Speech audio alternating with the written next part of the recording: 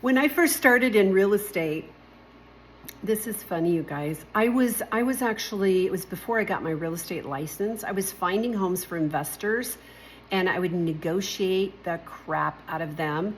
And then I would take them to the investors like in a little package and say, okay, here's the tax records. I'd go on maricopa.gov and I'd look up the stuff.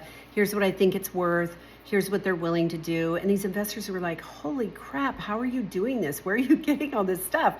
And I was running ads saying, we'll buy your house. And my husband's like, what are you doing? We don't have money to buy anybody's house. I'm like, it'll be fine. I'm learning real estate, right? So just know that when you get these investor offers.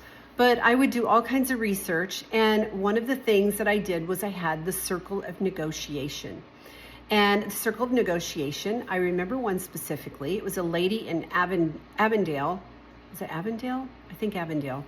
And she had this house and she called and she said, hey, I understand that you buy homes. And I said, we do. And I said, tell me what you have. She told me all about the home. And I said, well, what price are you hoping to get? And she said, I really would like to have 132.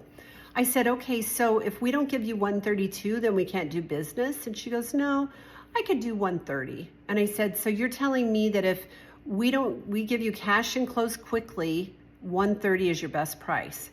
And she goes, no, I could do 128. And I go, so 128 is the best you could do?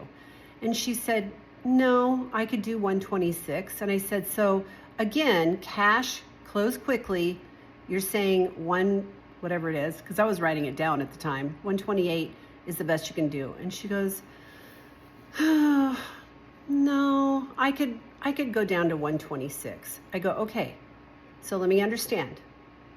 126 is the best you can do. Am I clear? And she goes, no, I could do 124.